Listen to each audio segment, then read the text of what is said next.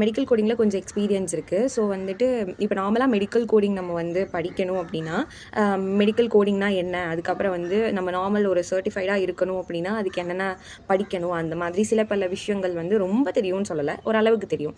இப்போ மெயின் வந்துட்டு இப்போ வந்து மெடிக்கல் கோடிங் நம்ம வந்து ஒரு ஜாப் ட்ரை பண்ணுறோம் அப்படின்னா அதுக்கு வந்து சிஆர்சி, சிபிசி அந்த மாதிரி கொஞ்சம் சில எக்ஸாம்ஸ் எல்லாம் இருக்குது, சிஎஸ்சி அந்த மாதிரிலாம். ஸோ வந்து அதில் நமக்கு வந்து எந்த எக்ஸாம்ஸ் வேணுமோ அதை நம்ம கிளியர் பண்ணோம் அப்படின்னா இப்போ நார்மலாக பேக்ரவுண்ட் லைஃப் சயின்ஸ் பேக்ரவுண்டாக இருந்துச்சுன்னா அவங்களே வந்துட்டு ஜாப் வந்து கொடுத்துருவாங்க. ஜாப் கொடுப்பாங்க மீன்ஸ் ஃப்ரெஷராக நம்ம வந்து மெடிக்கல் கோடராக வந்து உள்ளே அக்செப்ட் பண்ணிப்பாங்க.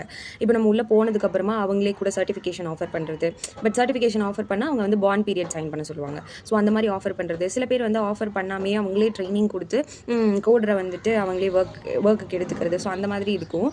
சில இடத்துல பார்த்தோன்னா நம்ம வந்து நான் லைஃப் சயின்ஸ் பேக்ரவுண்டாகவே இருந்தாலுமே கூடவும் நம்ம வந்து மெடிக்கல் கோடிங் எக்ஸாம்ஸ் முடிச்சுட்டு போனோம், சர்டிஃபைடாக கோடராக நம்ம உள்ளே போனோம் அப்படின்னா நம்ம நான் லைஃப் சயின்ஸ் பேக்ரவுண்டாக இருந்தாலுமே நம்மளை வந்து ரெக்ரூட் பண்ணிக்குவாங்க.